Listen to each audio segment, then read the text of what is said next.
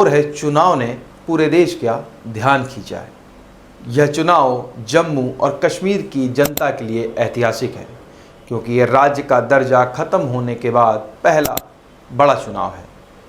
साल 2019 में आर्टिकल 370 हटाए जाने के बाद से जम्मू और कश्मीर को केंद्र शासित प्रदेश का दर्जा मिला था, और अब यहाँ हो रहे पहली बार लोकतांत्रिक प्रक्रिया के तहत चुनाव सामने हैं। पहले चरण के वोटिंग की बात करें तो चुनाव आयोग के अनुसार जम्मू कश्मीर में 60.21% मतदान हुआ है। सबसे ज़्यादा वोट किश्तवाड़ 77.23% हुआ है। वहीं डोडा में 69.33% वोटिंग हुई है।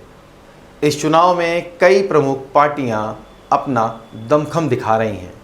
भारतीय जनता पार्टी हो, कांग्रेस, पीडीपी और नेशनल कॉन्फ्रेंस पार्टी प्रदेश के चुनाव में दमदार भूमिका निभा रही है।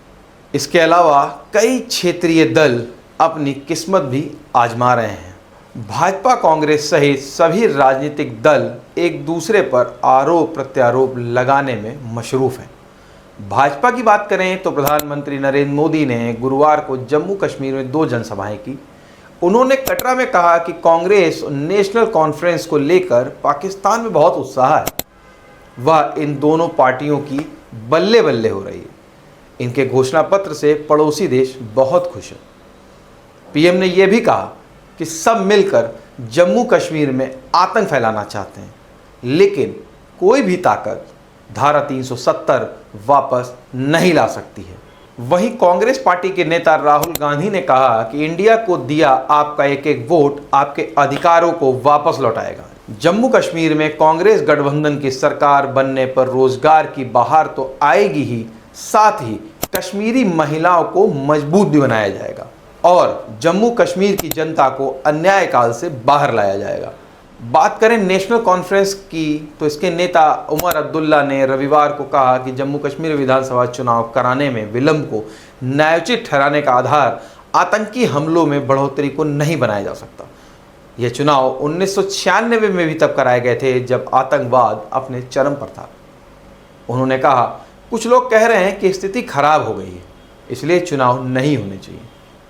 आपको क्या हो गया है? क्या आप इतने कमज़ोर हैं कि इतने हालात ख़राब हो गए हैं कि चुनाव हो ही नहीं सकते? हमने 1996 में चुनाव कराए थे कि उस समय और आज के हालात में ज़मीन आसमान का अंतर है। वहीं पीपुल्स डेमोक्रेटिक पार्टी पीडीपी की प्रमुख महबूबा मुफ्ती ने पीएम मोदी के परिवारवाद के बयान पर पलटवार किया है। उन्होंने कहा कि पीएम मोदी को अब्दुल्ला परिवार का आभारी होना चाहिए, जिन्होंने जम्मू कश्मीर को भारत में विलय कराने में महत्वपूर्ण भूमिका निभाई थी। पूर्व सीएम महबूबा मुफ्ती ने कहा कि शेख अब्दुल्ला के प्रयासों से जम्मू कश्मीर को भारत में विलय कराना संभव हो सका। साथ ही उन्होंने कहा कि भाजपा को पूर्व राज्य में पार्टी के एजेंडे को लागू करने के लिए उमर अब्दुल्ला का भी आभारी होना चाहिए। इस चुनाव में मुद्दों की बात करें तो विकास, सुरक्षा, बेरोजगारी जैसे मुद्दे जनता के लिए अहम बने हैं।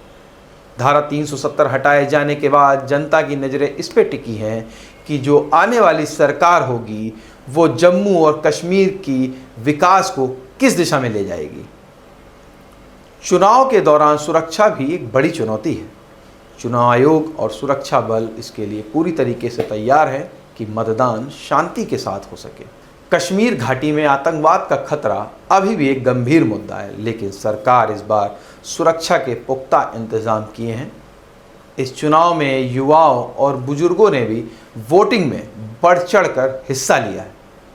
लेकिन इस बार सबसे बड़ी चुनौती यह होगी कि जो भी पार्टी चुनाव जीतेगी और वह जम्मू कश्मीर की स्थिरता और विकास के लिए क्या कदम उठाएगी, ये आने वाला वक्त बताएगा। धारा 370 के बाद यहाँ के लोगों को उम्मीद है कि नई सरकार उनके जीवन में सकारात्मक बदलाव लाएगी। आपको ये खबर कैसी लगी? कमेंट करें, हमें बताएं। कोई सुझाव हो तो हमसे ज़रूर साझा करें। तब तक के लिए हमें दें इजाज़त। नमस्कार।